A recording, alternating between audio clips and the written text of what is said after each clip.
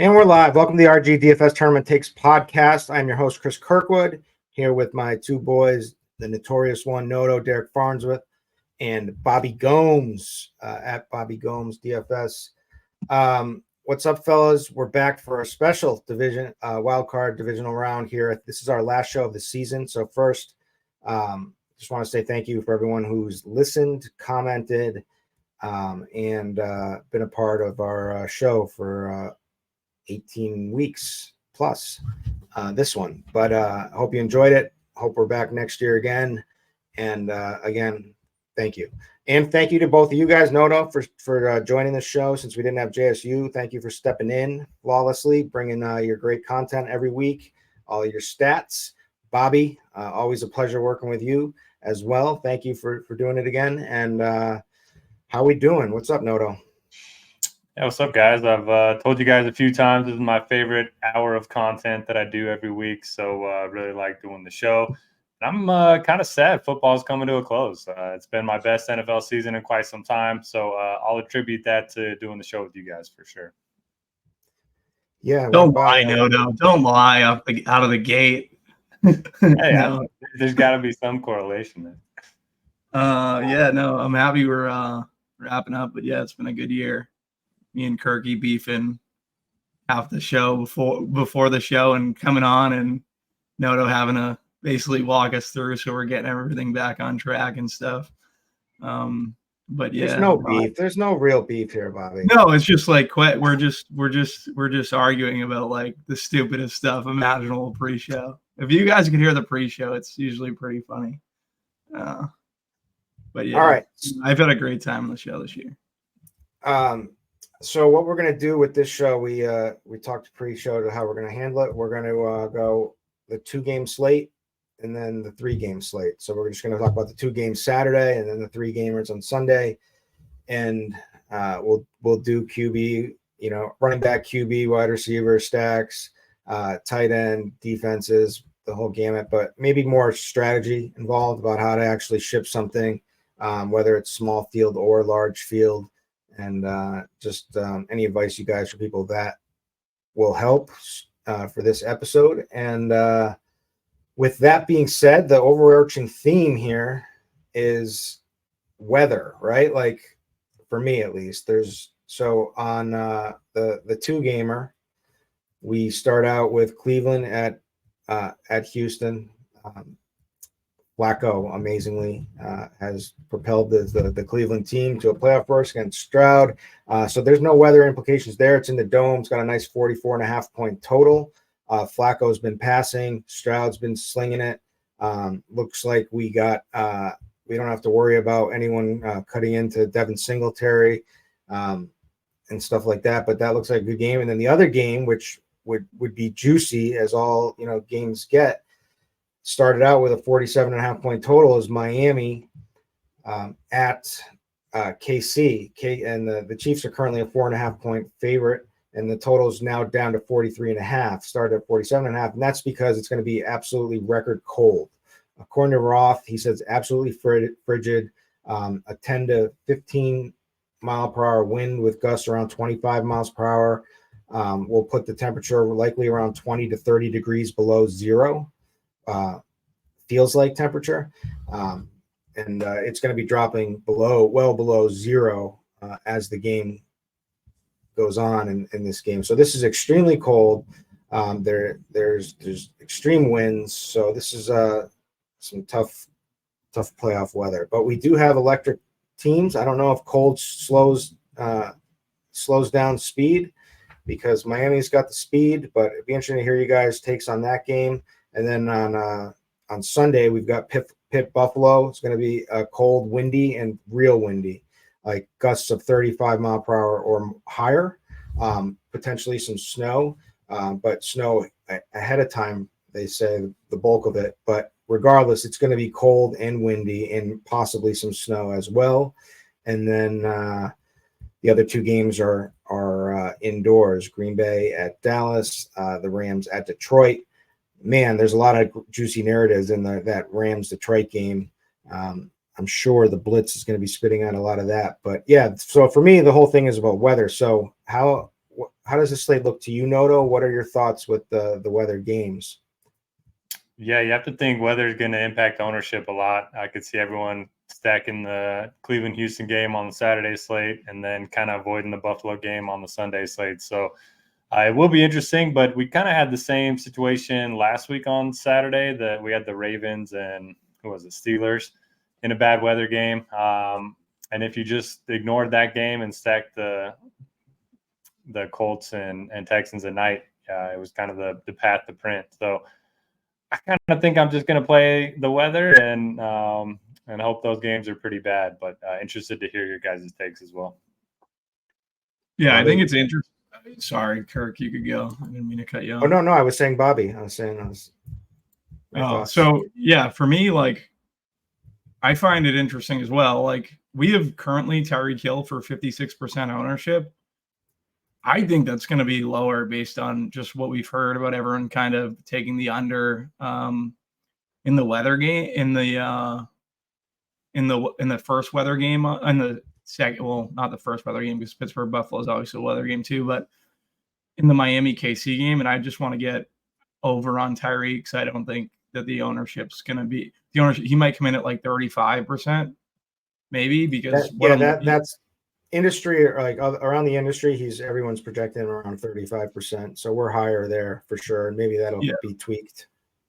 So I did all my write-ups and I basically went off our stuff, and now I'm starting to think through it. And I'm like, maybe I definitely want to treat this like a showdown slate and get over on these guys that obviously have ceiling and I think that are going to come in lower owned. So yeah, I'm interested in this Miami game, and I'm probably gonna have to go back and do my write-ups, but if you're listening to this, then you kind of know where I stand. Definitely gonna be over on Tyreek, over on A-Chain. I'm gonna have more written work because I need to fix this currently.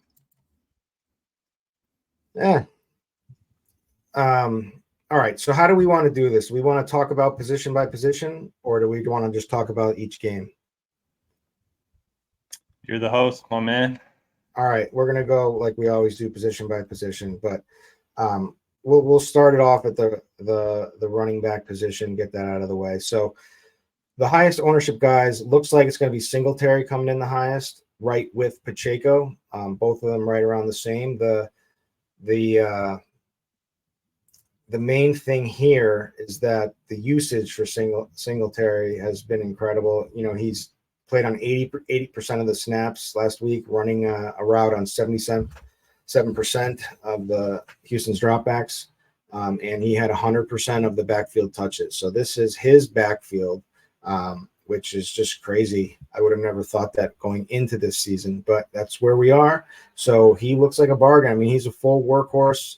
You know, the Cleveland D has been pretty good. I'm going to pull up Notos. They've been their rushing DVOA has been they're ranked number 4th, so they've been very, very good. But 12th in DVP, the running back position. But you know you can earn more fantasy points on the ground than really trying to attack their passing game. Although I will say that Denzel Ward, who's been amazing this season, I think he rolled his ankle or something yesterday. I don't know how serious it is. Did you guys catch that at all?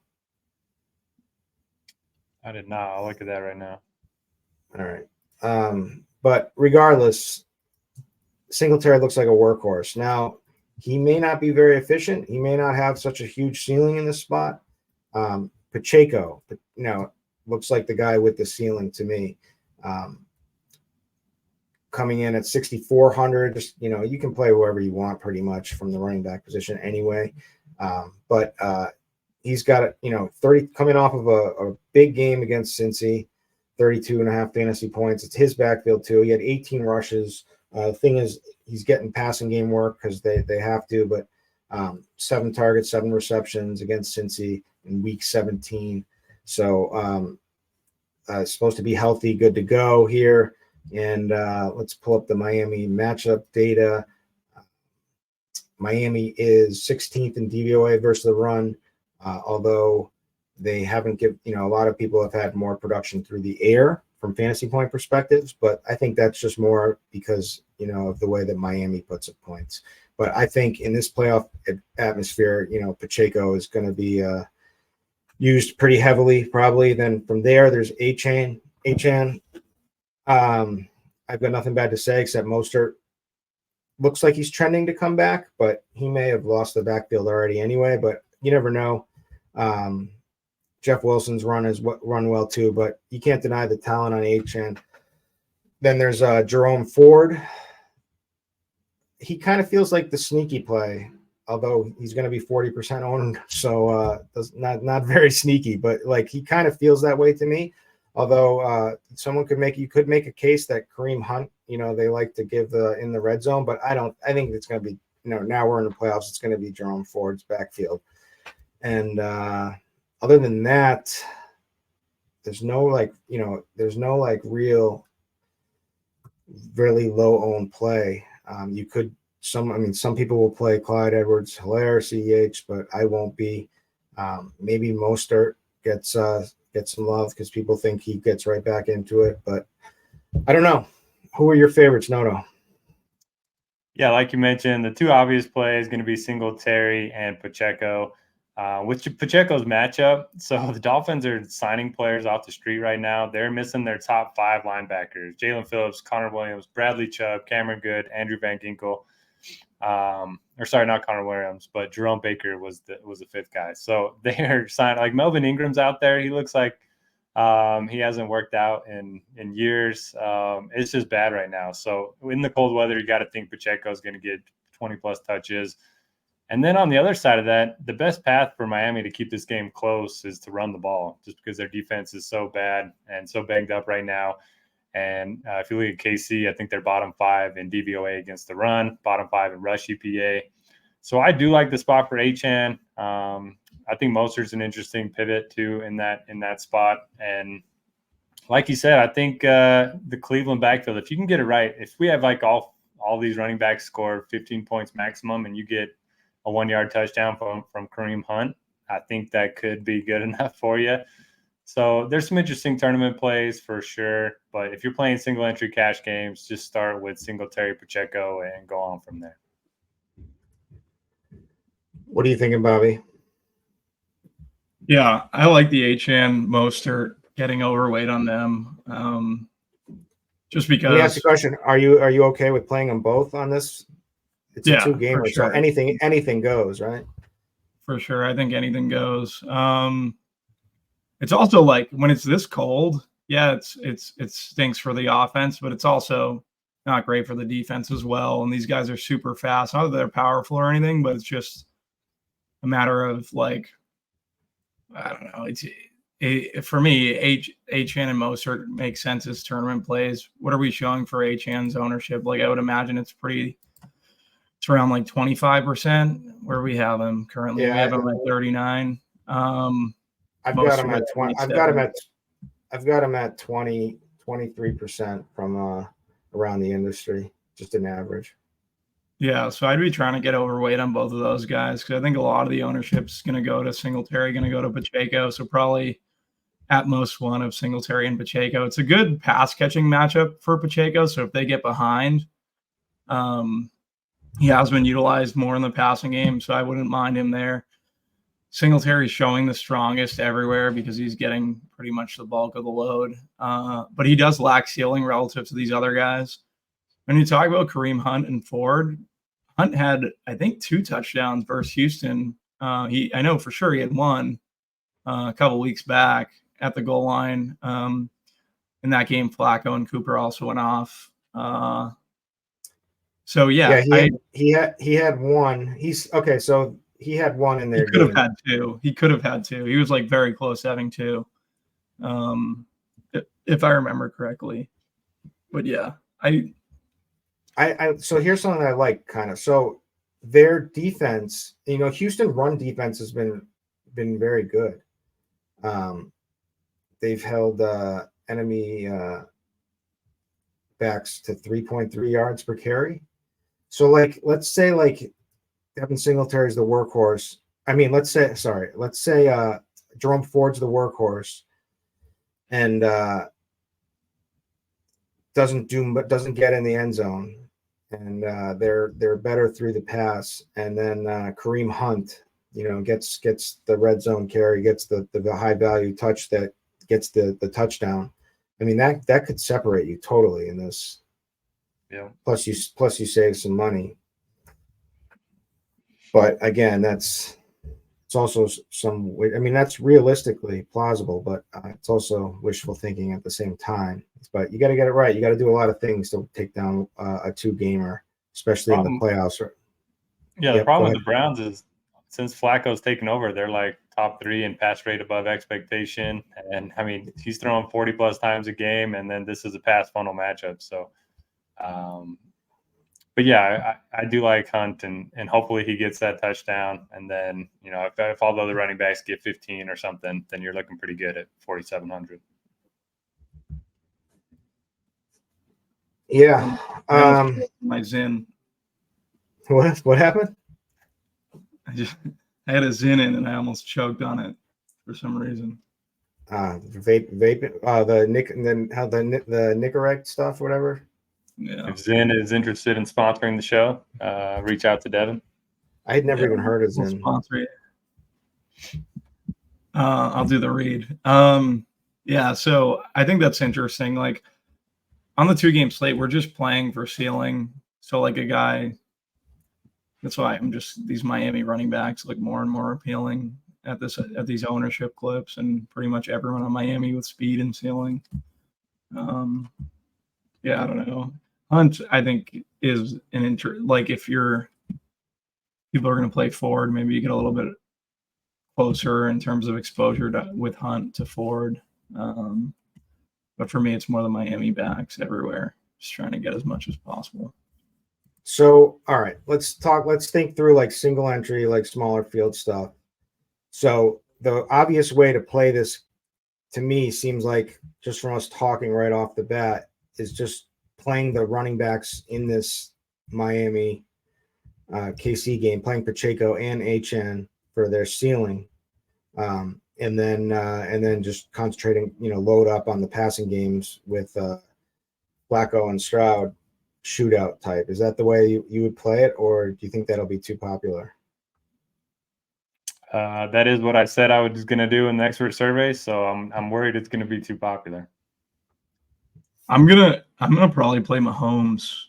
I just think that like the Sims currently are pushing everyone to like Mahomes and Flacco, and I think more people are just gonna play Flacco for the savings or Stroud.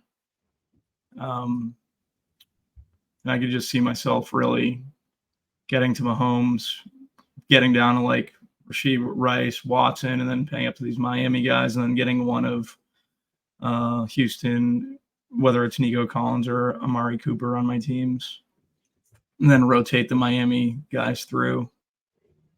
I don't know. I mean, the crazy thing is we just saw this matchup in week 16, and this game absolutely went nuts.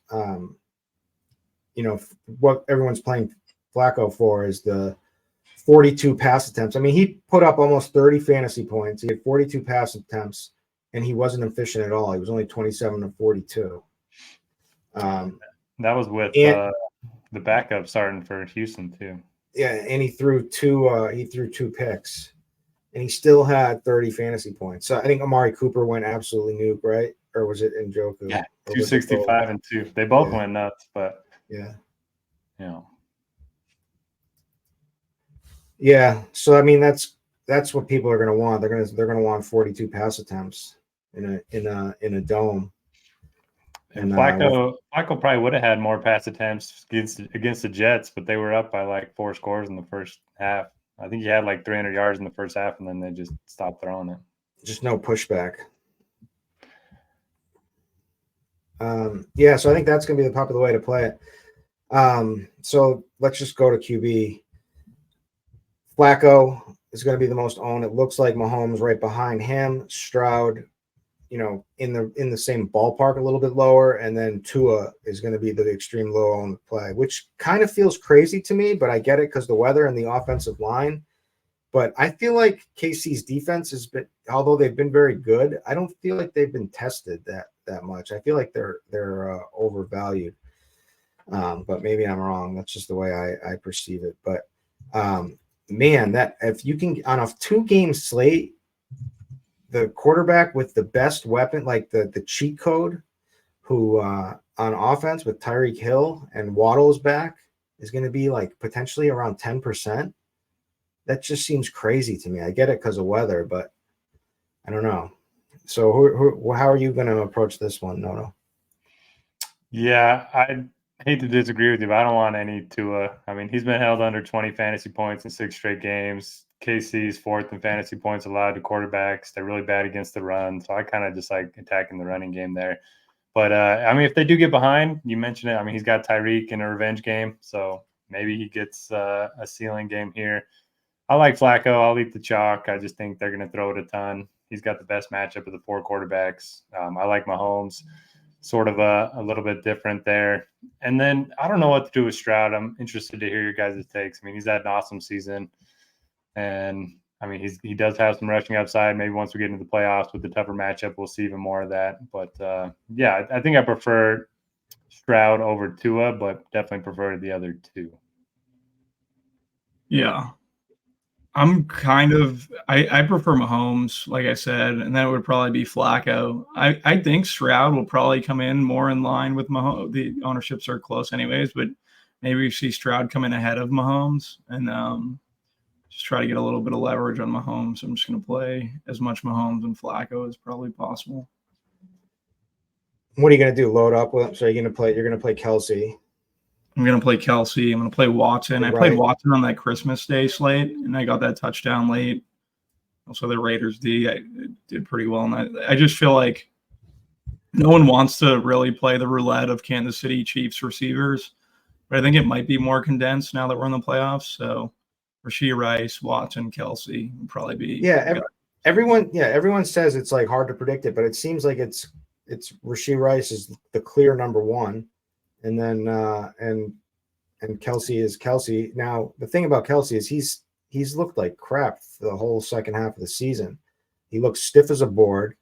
But the only thing I can think of is like I think back to like Gronk, who has also looked as stiff as a board when he was on his way out, but like saved it up and then crushed on their run for another Super Bowl in Tampa. But I feel like they've been saving Kelsey for this game, right? Or else, do you have an opinion? Do you think he's cooked, or do you think that it makes sense more that he's gonna really bring it in the playoffs?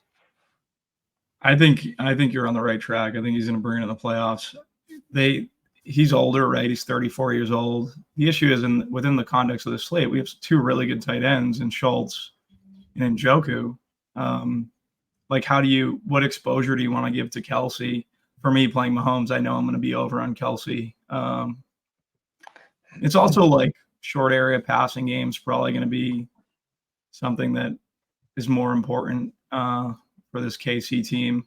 Not that Njoku is a bad play. Schultz, I think I would prefer to Njoku, even though Njoku's been Flacco's binky per se. But yeah, I'm going to have all 3. I just think that I'll probably have a little bit more Kelsey than I'm going to have Njoku. And definitely playing Schultz. I think Schultz is in a very good spot. Yeah, and again, Miami, they're without their top 5 linebackers.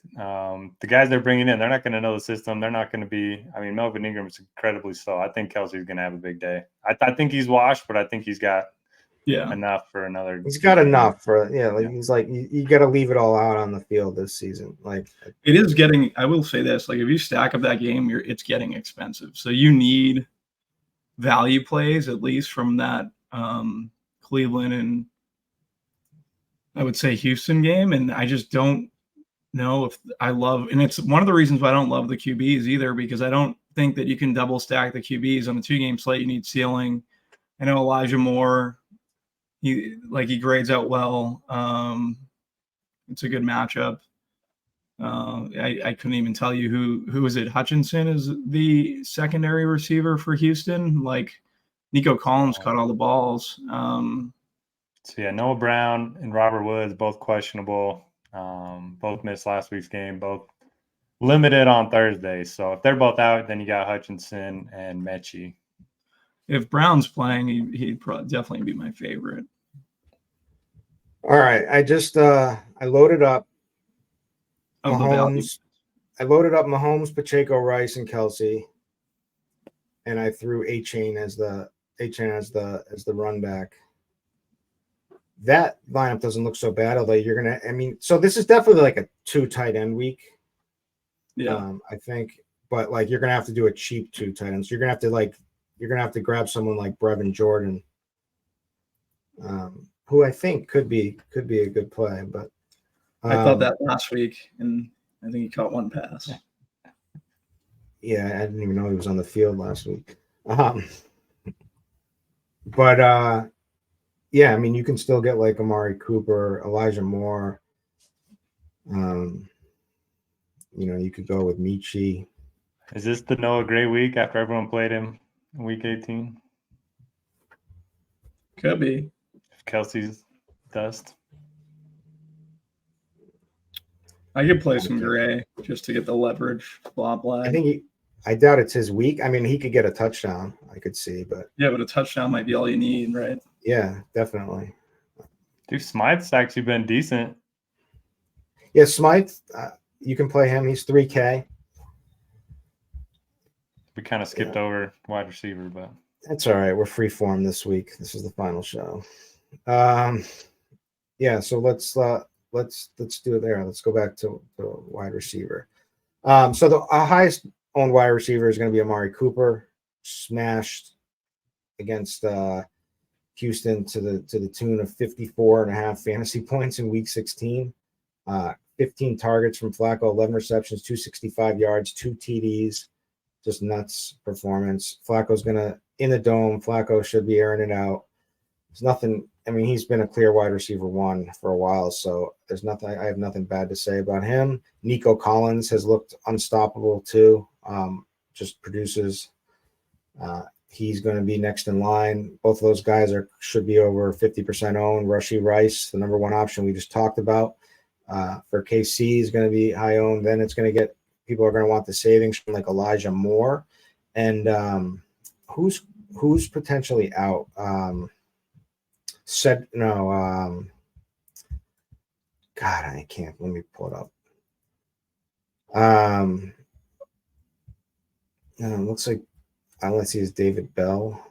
Who's the wide receiver? Is like Cedric Thomas or something? Who's the other? Cedric Tillman. Tillman, that's right.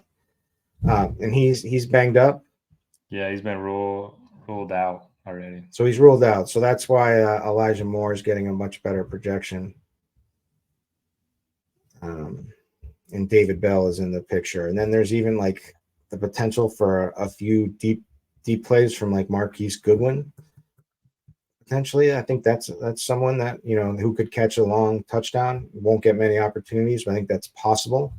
At least on the Cleveland side. And then on the Houston side, we're looking at, like I said, Nico Collins.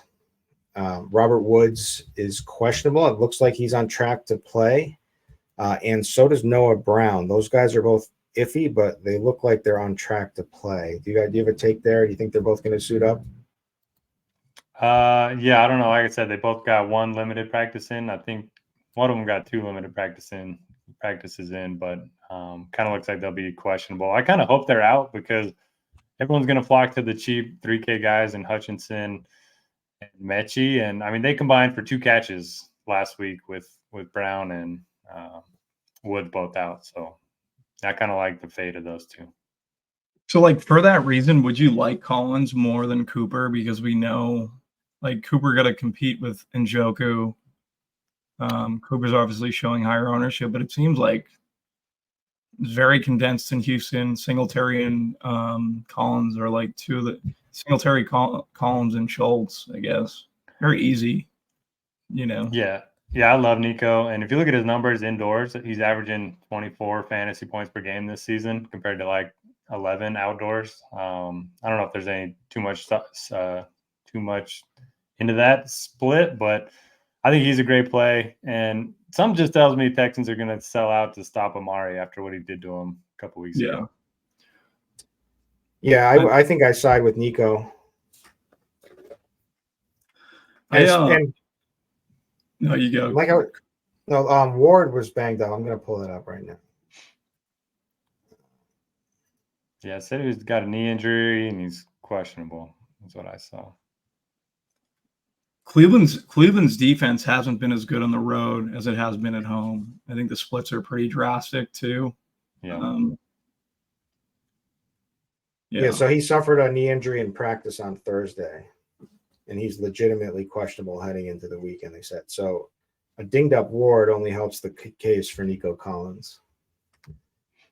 Am I crazy for not liking Tyreek at all? Yes. Yes. If I put him in, I have a hard time building lineups. And KC is only allowed 2 receivers all season to top 100 yards. Both of them were secondary receivers, Christian Kirk, Josh Palmer. I mean, it's the revenge game, so they're going to have all their attention defensively on him. Bad weather, Tua in the cold, I don't know. They're also going to know how to defend him too, right? Like I feel like they'll probably play safeties. I would imagine 2 safeties back there. So I do like the Bill Belichick thing. I mean, if you're making multiple lineups, you got to get some Tyreek. But I think in my single entry, I'm going to take my chances with the fade. I feel like he's going to come even lower owned. I feel like that's what I'm saying. That's why I want to be over, because I feel like everyone's going to have the same thought process as no. Everybody's thinking, okay, so they're going to think Andy Reid knows how to stop him. Record cold, wins, and Tua is not the most accurate quarterback. And he's expensive. 57% ownership. I don't think there's any way that holds. Yeah, if there's a coach that could get him the ball, it is McDaniel too. And I'm sure he's going to be doing everything he can to get the ball in his hands. This sounds like a Bobby Gomes lock Tyreek Hill kind of slate. It might be, yeah. I think it. And one of him or Achan. The more I think about it, I was totally on the other side of this prior to hopping on the show. So, but I mean, this is like the cheat code. I mean, they have a team total under 20. That's got to be the first time it's been under 20 all year, right? I'd probably hit that over. Yeah, we make our own numbers over here, Noah. I'm on board with Achan, so we're on the same side there. Oh, I'm warming up to Tyreek. All right, I feel like I'm going to play Tyreek. What about Waddle, the ultimate tournament play? Yeah, what did Ricky D say? Everyone's ultimate tournament play that never gets there. Yeah. Ultimate leverage. That's how it works. So now let's go to the Miami KC game. We've kind of just touched on all these guys anyway, but so Rashee Rice, great play to me. Tyreek, I love. Bobby loves. Noto is lukewarm at best. Can't wait till he does the peace sign. And he's out. He's not. It's not even lukewarm. It's cold. He's cold. You know your slate's over when the juices go up. Yeah. All your money's just draining after. At least it's the second game, so I can't get burned until the nighttime. All right. Bobby likes Justin Watson as the cheaper play, right? I like Watson. Yeah, I like the Gray call too. I'm not I'll be MDS. Get out of here. Get out of here. Learn how to catch. No way. Not a chance. Yeah, learn like it's going to be record cold, and this guy who has stone hands, right? Like that's what he has, stone hands. He'll be the one that does it to us, though. Yeah, I hear you. What about Mecole Hardman? I was just gonna bring him up. I think he's the guy. If you're playing it cheap, that feels good. Yeah, it doesn't feel good. You've never said that in a sentence before in your life. It doesn't. No, feel but good. It makes sense. It's like Andy Reid busts him out.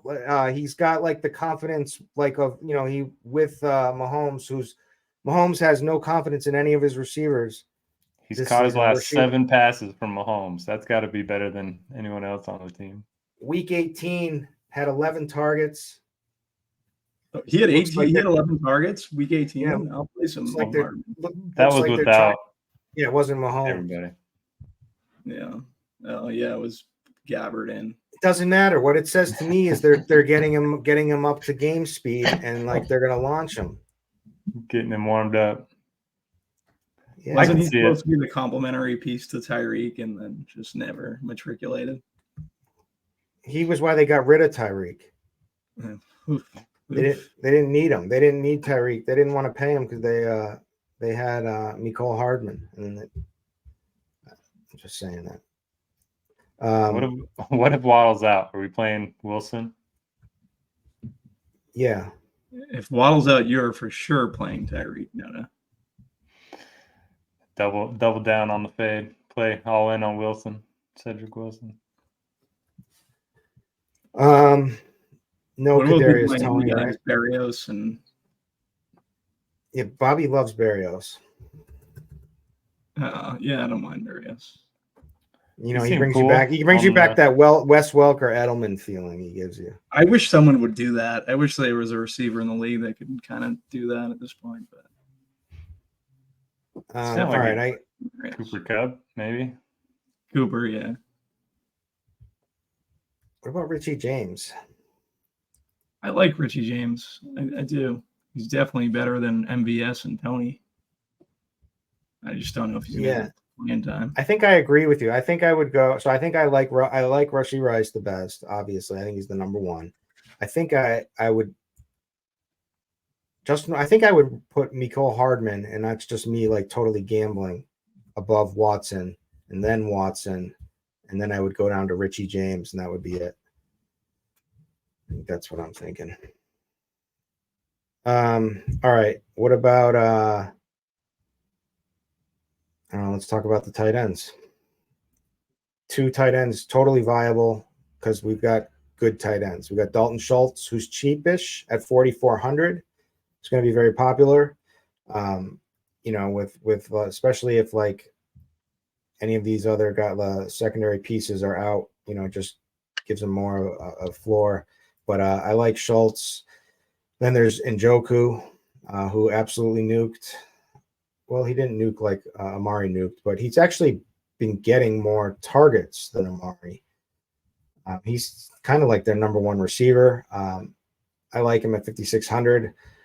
Kelsey, 6,100. Man, that price just seems too cheap. Playoff Kelsey. It feels like we just have to go there. And if he's dust, he's dust. We die. If we die, we die. And then the cheapie I was talking about, the 2 cheapies, we'll say 3 cheapies that we were all talking about was Brevin Jordan, potentially Durham Smythe, and Noah Gray. And these are we're trying to win a big tournament here, so that's what we're talking about.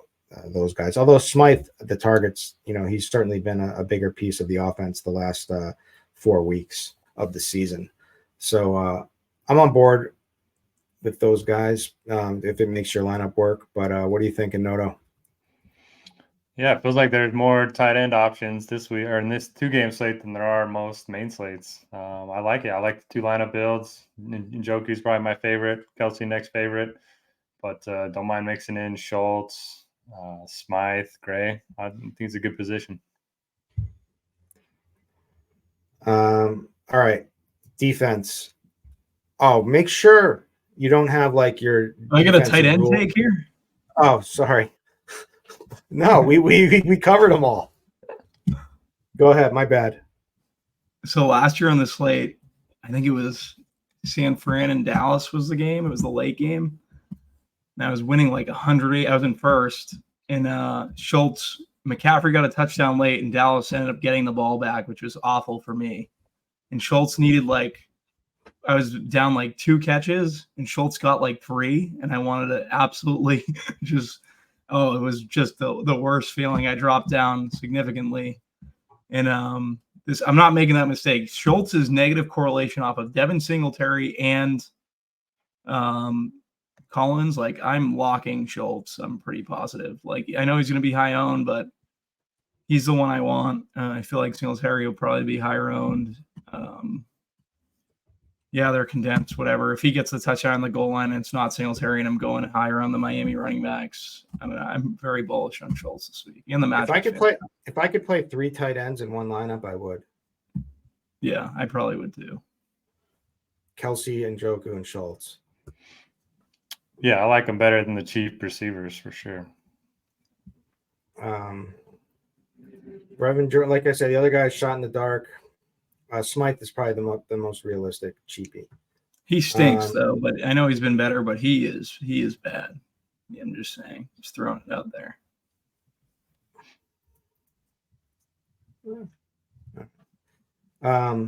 Defenses. So what I was trying to say is make sure, if you're hand building, it's fine, it doesn't matter. But if you're optimizer building, make sure you have the defenses limit rule turned off.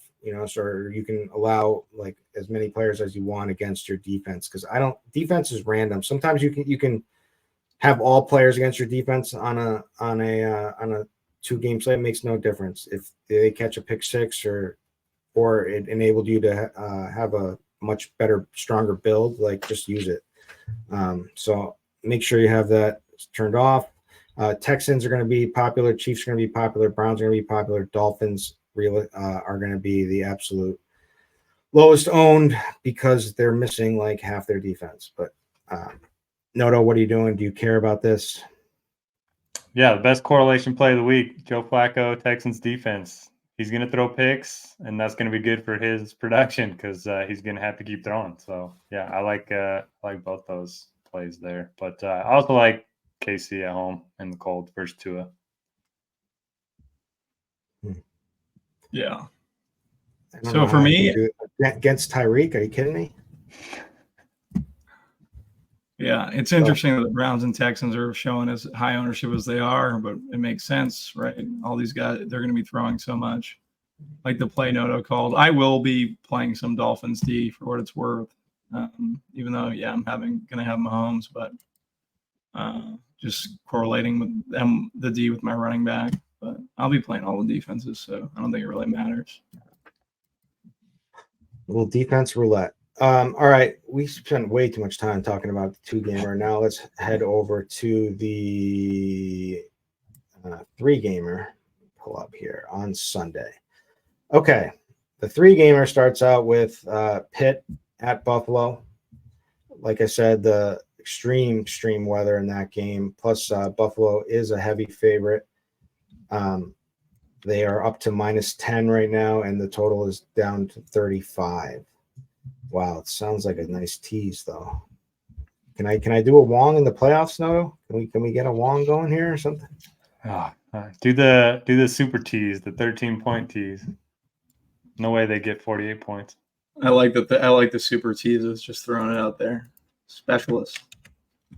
All right, who are the four you're going with? I haven't thought about it yet, but I'll have it by the end of the show. Okay. Bobby Betts. Green Bay at Dallas. McCarthy against his former team. Cowboys look legit, but we're gonna see what happens in the playoffs. And then the Rams Detroit. That's the Coors Field, as they say, of the NFL. The Dome in Detroit. A lot of narratives in that one. Matthew Stafford against his old team, and Jared Goff against his old team and coaches. So interesting. Amon-Ra St. Brown has been vocal about how Goff is ready to stick it to them. So I know this game means a lot. Playoffs, everything. This game could be bananas. So all right, quarterback position. We've got for ownership, looks like Dak is going to be the highest owned, and that's just going to be a correlation thing with CeeDee Lamb, who's been the best wide receiver this season. So huge ceiling for both of them. Also, Jair Alexander. I know Bobby said he's not a thing anymore, but I still think he's somewhat of a thing. But he's banged up again. Hurt himself in practice again. So that'll be interesting. But Jared Goff looks like the next highest owned. Matthew Stafford against that Detroit secondary looks pretty appealing to me at a little bit of an ownership discount off the top two. And then there's Jordan Love. Then there's Josh Allen. And if you really want to go for it, it's Mason Rudolph in the cold, gusty winds against Buffalo, who's going to get absolutely no ownership. So we're starting with QBs here. I made the executive decision instead of the running backs. Who do you like, Noto? Yeah, it's going to be an awesome slate. Can't wait for this one. I don't have a lot separating the quarterbacks in the indoor games. I don't think you need to go to Rudolph. Allen, I wish he was cheaper because I don't think anybody's going to play him, and he does have a ton of rushing upside even with the bad weather. But yeah, I mean, I love Dak. It's a great spot for him. His splits at home are incredible this season. Same goes for Jared Goff. Anytime you get him indoors, his splits are very good. And then, I mean, Stafford against his Lions defense, their biggest weakness has been giving up big plays in the passing game. They've been really tough against the run, so you kind of get some leverage off the Kyron chalk. And I probably won't play Love, but he has been playing really well over the last few weeks. So my top three: Dak, Goff, Stafford. That's not a hot take, but I think they're all in excellent spots. What are you thinking, Bobby? Yeah, I'm gonna flip it a little. I'll go Goff, Dak, Stafford. I do have interest in the Stafford stacks, like getting a Puka for the reasons that Detroit's pretty much giving up a lot of big plays. I think Puka's going to come in less owned than I think the majority of these guys. So, like Puka, like Stafford, definitely CD and Dak and Goff and Amon-Ra. It's very easy, condensed to offenses. Yeah, I mean, that's going to be the popular play, to just stack up that game and then throw some Cowboys with it. Seems to me, if you can get him in there. Aaron Jones is going to be popular. Let's go to the running back. Aaron Jones is going to be popular. Tony Pollard is going to be popular. Karen Williams. And then there's Gibbs. This is a wild running back. We got a lot of running backs here. James Cook in the cold. Last week was the easiest money I ever made, and all I had to do was pick Najee over Warren because Warren was projecting higher, and there was going to be a clear Najee game. This, I feel like it's going to be opposite. I think it'll be a Najee game as long as Pitt hangs in it. But if Buffalo pulls away, it's going to be a Warren game, and so that's what I would bet on and take. But like, we've got my favorite guy, David Montgomery, too, who's probably going to be the lowest owned of all these guys, and then the crazy plays like the one percenters are going to be Rico Dowdle, Leonard Fournette, and that's about it. What do you think of running back, Noto? I mean, I look at the projections and it tells you to play Pollard. I've done that all season. It hasn't worked. Even when he has a good game, it seems like he maxes out at like 18 fantasy points. I think Dallas is going to do it through the air. So I'll probably be underweight on Pollard, even though he projects really well. I like all the other guys you mentioned. Gibbs and Montgomery, I think you could play or make a rule to play at least one of those two in your MME builds. It's a really good spot for them at home. Kieran, I mean, I wish he was more expensive because he's just so involved. Detroit very good against the run, very good against running backs, but he's going to get 20-plus touches. He's got a knack for the end zone, like Aaron Jones, James Cook in that weather game. And then I agree with you on the Jaylen Warren call. If they do get behind, I do think it's going to be a Warren game. But, man, didn't he fumble like 3 times in the bad weather last week? That does worry me a little bit. Yeah, and I mean, this game may be a slobber knocker where it just stays close. Yeah. Bobby knows a couple slobber knockers. Yeah, I know a couple. So for me, running back position, waiting for my stuff to load. Sorry, guys. Now my Opto's down. Sims are down? Yeah. Now everything's down. Should have seen me on the show last night. It's a disaster. I'm definitely going to be under on Pollard. Kieran at 7,300, like, I feel like he's just a very good play. Yeah. Do we know what's Fournette's availability? Like, are they going to play Fournette? I haven't dug too deep in the slate. Yeah, so last week in their it was must win. Latavius Murray was inactive, and sounds like their other backup, Ty something. Johnson, yeah. Ty Johnson. I think he might be out this week. So he got concussed. And Fournette was like in on the goal line doing the tush push for Allen. That's the one thing, like going back to quarterback, Allen's floor could be super high. Not that I would prefer him to any of those other guys, but I mean, it's Josh Allen. He's not showing a ton. He's not. I feel like those other. I'm not getting as much of Allen as I probably want. I think. Watt's going to be out, right? Yeah, Watt's out. Watt's out. Like Allen could get 2 rushing touchdowns. Just throwing it out there. Yeah, I agree. And like it seems like what do we have for his ownership? I've got him around 12%. Yeah, I think we should come in over on that. Kirk, but can in you terms stop of making? Sorry, can you stop making dumb throws for our Bills futures bet? Yeah, I don't know if he can. I feel like it's impossible. You know what it is? It's gonna make it even sweeter when it hits. It's like we're gonna have been like swearing at him so many times, and like in the I hope you guys are betting back. I hope you're betting back. I mean, yeah, if they get to Not the after this week, but AFC Championship, I'll probably hedge. Although I have some Browns futures too, so we get a Browns Bills matchup somehow. I won't hedge until the Super Bowl if he gets there. Yeah, I only have one in the AFC. I had the Patriots, the Malcolm Butler year, winning the Super Bowl for $10K. I ended up winning like 90,000, and yeah, I never bet back, and I probably should have. They were down 14 points twice to the Ravens and came back, and I was really sweating it out. So make sure you're betting back in the AFC Championship game. Shoot. Yeah, running backs, I think I'm going to come in on under on Pollard, over on Kieran. James Cook, I do worry about, like, with the weather. Like, it's a good pass game matchup. They don't really need him in the pass. Like, that's why I say I think it makes the case for some Fournette. I don't know where Fournette's currently priced, but I also just think Allen could steal. Fournette's 4,400. Like, Fournette could just be in there for the touch push and maybe, like, 1 goal line carry. So, yeah, it makes me, the more I think about it, I like Allen more in the slate. I prefer Warren to Najee, like Kirk. Aaron Jones, I don't love. I never like playing him. I know Kirk plays him, but yeah, that's pretty much running back. I love him, and I love him again. So he got 22 carries last week in a must-win game. He got 5 targets. You know, he put up 22 fantasy points against Chicago, who's been a much improved D, and did not have any touchdowns. If he can get some touchdowns, and you can run on Dallas.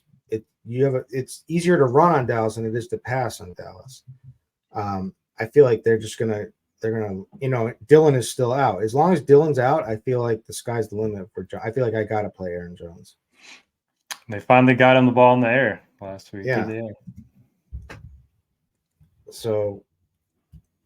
Oh, did you bet that receiving over with me? Probably not. What was I supposed to do? I didn't do it. No. The Aaron Jones receiving over. No, I didn't. But I did bet Joe Mixon touchdown. Ooh, that hit early. Anytime touchdown.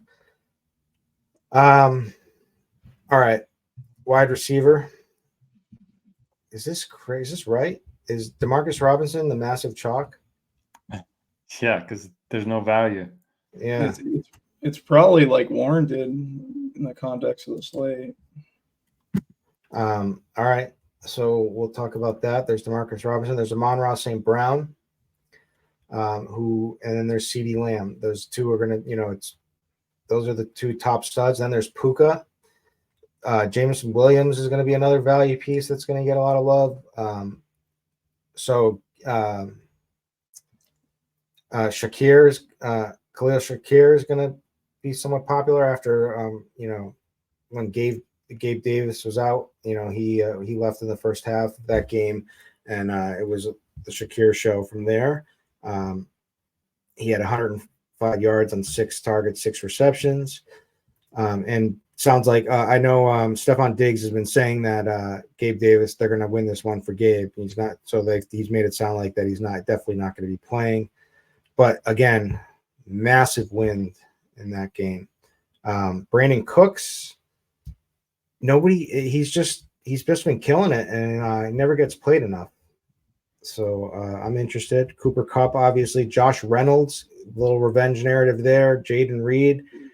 Diggs is going to be loaned because of the weather. There's Melton, there's George Pickens. I mean, there's a lot of decent receivers. So how are you narrowing this down, Noto? Yeah, I do like the values. I think that's where you're going to get your cheap plays on the slate as a wide receiver. My favorite is Jameson Williams. We saw him have a bigger role in the second half of the season. Didn't play week 18, but it sounds like he's going to be good for this one. Shakir with Gabe Davis out. Man, that's that Sunday night game, whatever it was, between the Bills, Dolphins. I never played Gabe Davis. I was like, you know what? I'm putting him at captain. He got hurt. Like, first they threw a pick. I don't know what Josh Allen was doing to get. Anyway, it was just bad decision. Don't play Gabe Davis ever. I don't think. I had a good slate. I played that showdown. I had a good one, but I was so pissed when James Cook dropped that touchdown right in his hands. That was bad. Yeah. But yeah, up top, love Lamb, love Amon-Ra St. Brown. Don't really have a preference between the two. I don't know what to do with the Rams expensive guys. Do you have strong take on Kupp versus Puka? No, I really don't. Bobby? I think I prefer Puka. I think so. I'm always worried I'm going to pick the wrong one of the two, so I just never play either one.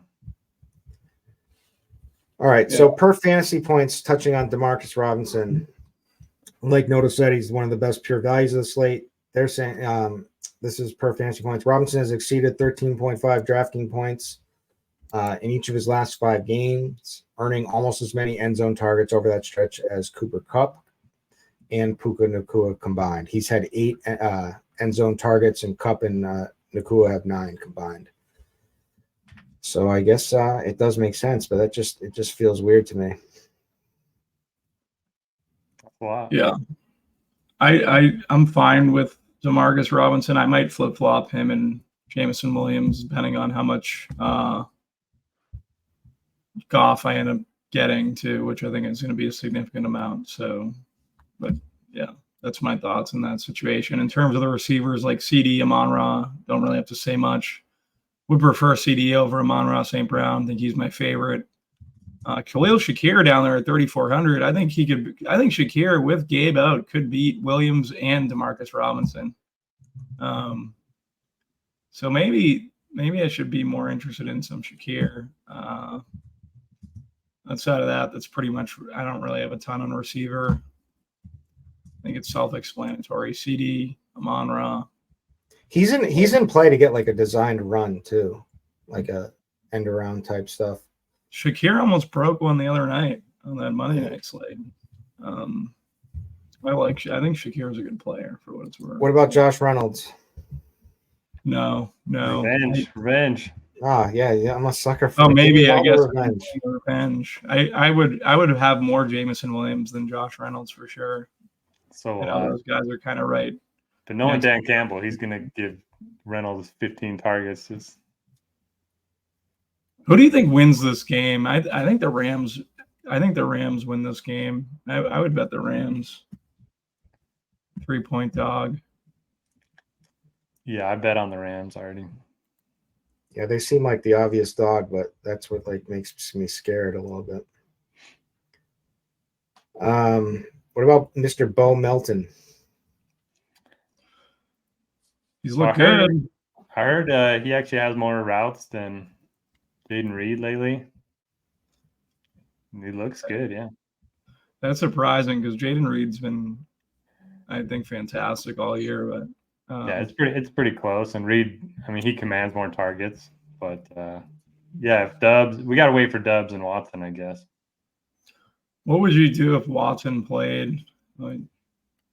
I doubt we're projecting him for much. When they brought him back that first time, they just limited him so much. I would worry about that. Yeah, Green Bay limits all their guys when they come back. They limit them coming back, and they've even talked about it too. Situation is different with it being the playoffs, though. But yeah. So Melton's been getting designed rushes too. I like Melton. All right. Tight ends. We got Ferguson, probably the best of the bunch for sure, 4,700. Although without Gabe, Dalton Kincaid you could make the argument that he was the wide receiver too. So it was Shakir and Kincaid in that game. He had eight targets, 7 receptions in a must-win game against Miami, 84 yards. Didn't find the end zone, but could have. I do like Kincaid. Looks like a big ownership discount off of Ferguson. Then there's Tucker Kraft, who even with them bringing Musgrave back, it's that situation we just found like with Watson. It's kind of getting him back into the swing of things slowly. And Tucker Kraft looks like he's still the number 1 tight end. Other than that, if maybe Brock Wright or James Mitchell, if you guys have a take there, Dawson Knox is always live for a touchdown, I think, at 2,900. And maybe interested in Bobby likes Freiermuth at all. But what do you like, Noto?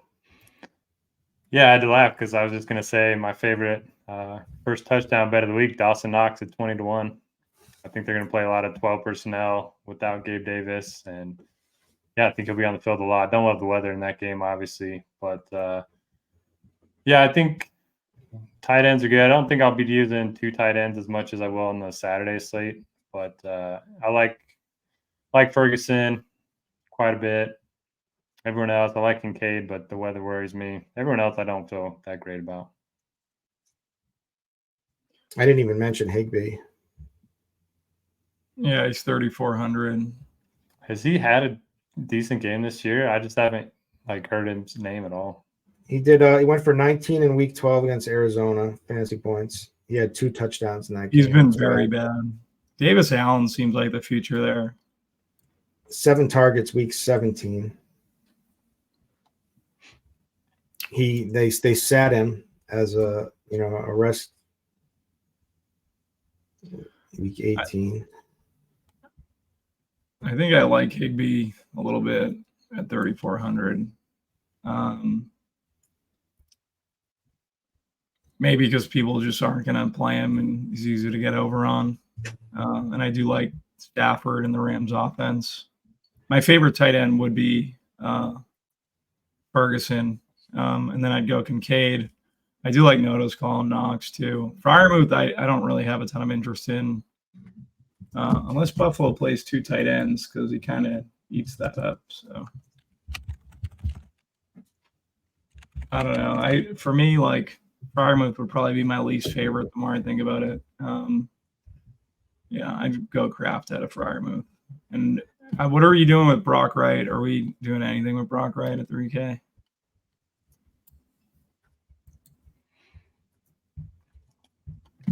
I don't know. Yeah, I don't either. I think we probably should. I mean, how stupid were they to have Laporta out there? They should have never put They deserve to lose Sunday night. They deserve to lose. I'm sorry. They do. Yeah. All right. Defenses, Bills leading the way in the weather, 3,500 against Mason Rudolph and Pitt and their fumble problems. The Steelers are next in line just because of that game, and they're cheap at 2,600. Real cheapy is the Packers at 2,300. Can make more work there with them. And then the Lions and Cowboys, 3,100, 3,600. I mean, I'm sure people would want to play Dallas, but salary is tough. But I mean, should the Bills really be that much higher on defense than the Cowboys for just $100 more? I don't think so. Yeah. No, especially with the weather. I mean, we're just going to get both teams running the ball a ton. That's not what you need for fantasy production from your defense. You want teams throwing. You want sacks, fumbles, and I'm seeing the Lions as the lowest, like Stafford versus the Lions, where he's definitely throwing a pick. I'm with Noto. I want people throwing the football, especially versus my defenses. So I don't love Steelers and Bills getting the exposure that they're getting. All right, that's all the positions. So single entry. How are we shipping this slate, Noto? It's a good question. I haven't done my article for the Sunday slate yet, so don't have my thoughts finalized, but I really like I'm trying to think of ways to get different, but yeah, I don't know. Go to Bobby and circle back. Dak and CD, throw in Brandon Cooks. Yeah, Brandon Cooks, I like a lot. I like that call. What are you doing? Who are you putting there? You're going to fade Pollard. Yeah, no Pollard for me. You're I'm fading with you on the Jones. Pollard train. I don't know if I'm going to fade Jones. If I'm going to play Dak and CD, I don't know if I'm going to fade Jones entirely. Like you said, he was utilized in the pass game last week. That was kind of the worry. The usage is there. It's 3-game slate, so I could possibly. Are we worried about? All right, so are we? I mean, in that weather game, I want to play James Cook. Are we worried that playoff Lenny arrives? I do think playoff Lenny arrives. I do think that's going to be something. Like, they have shown no reason to. They don't seem to have a ton of trust in James Cook for whatever reason. So I think you should definitely have exposure to Lenny on that slate at 4K. I just think Allen might be the play that you just play Allen, and just if I think Allen scores at the goal line, could get 2 touchdowns at the goal line. So, or even just Dawson Knox throw in there. Yeah, the 20-1 bet never liked. They're doing the tush push now, right? They are, and that's when Lenny gets in, because they want the bigger guy pushing. Yeah. On. All right. That's a wrap for the season, fellas. Yeah. Do we have the 13-team teaser? Oh yeah. 16.5 for the Rams. Well, that's actually good for playoffs normally. Yeah, right? it's good for playoffs. I'll go Buffalo 6.5. Actually, what's the over under on in the Buffalo game? 35. Yeah, 35. You get 13 the other way. I'd probably go under on what's under 48. Under 48. And then Green Bay plus what? 20. Plus 20, yeah. Get the Rams up to 16. Did you say that one already? Yeah. Buccaneers, maybe. Do you guys like the Bucks on Monday? All right, so you got to do a 4-team teaser. It's got to be 4, right? Yeah. I think so. Yeah. Baby. We can get this one, guys. We can get this one. The Rams is the starter. Yeah, I think Rams and then the Bills under 48. I think I feel good about that. So what the Bills plus? You can make the Bills plus 3.5. I'd rather just take the under, I think. Yeah, I'd rather just take the under with the weather. And so you could do both. All right. I got to play around with that, but I'll do a 13-point teaser with the boys. Let's get it. Did we have what was the 4 that we had? We didn't give one. We got Bills under, Rams.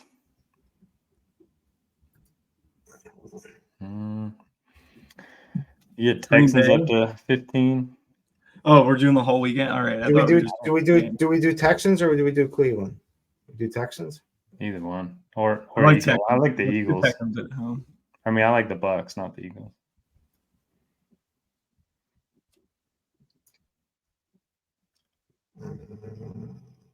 And we're not going to do the Packers. I'm with the Texans. Yeah, don't do the Packers. I thought it was the full. I thought it was just the 3-gamer. All right, so it's a 13-point tease. It is the way I have it, because you don't like. So I got to get Buffalo out of there. I have under in the Buffalo game. I've got the Rams. I've got the Texans, and then who's the last leg? What do you guys think about Bucks plus 16? I mean, I like that, but I feel like there's no way Buffalo. I mean, there's no way Buffalo loses this game. Yeah, but why even risk the 3.5? Why not just take the under? Yeah, do both though. Does the never tease through 0 apply to super teasers? How does that work? It's still a key 3.5. 3 is a key number, so you're getting a. What about other totals? I worry about Buffalo. You guys have too much already locked up with Buffalo. Let's go the other way. How about over 31.5 in Browns Texans? They got to score 31.5. Oh, definitely. All right. Over 31.5 Browns Texans. St. Louis, LA, whatever. What are they? Plus 16.5? So here it is. The sweat one with the boys. Tournament Takes podcast. Final week. 13-point teaser, playoff style. We've got the under 47 or 48 in the Bills game. We've got the Rams plus 16. We've got Houston Texans plus 15, and we've got the Cleveland Brown Houston game over 31.5. Yeah, lock it up. Lock it up. Thank you for listening. We got the Houston side. We took Houston. I don't even care. I feel like that game's going to be. What do we take? We have Houston plus 15, but I would have been fine doing either way. Okay. It would have been plus 11 on the Browns. I like Houston. You like Houston? Okay. Yeah, plus 15 for Houston. So we're good. This has been the you want to say any final words to the people? Thank you for listening all season, for giving us crap in the comments, not liking our energy. What else do they? But anyway, serious note. Happy to have you guys listen. I'm hoping we'll be back next year. We usually are, and we'll keep this thing going. Noto, final words. Yeah, we love you guys. Thanks for listening. Let's get this 4-team super teaser and Dawson Knox first touchdown. Bobby Sim. Yeah, thanks everyone for listening. Appreciate all the support all year. Looking forward to next year. All right, this has been the RG DFS Tournament Takes podcast, wild card divisional round edition, and we will not catch you next week. We will catch you next year, next season. Thank you.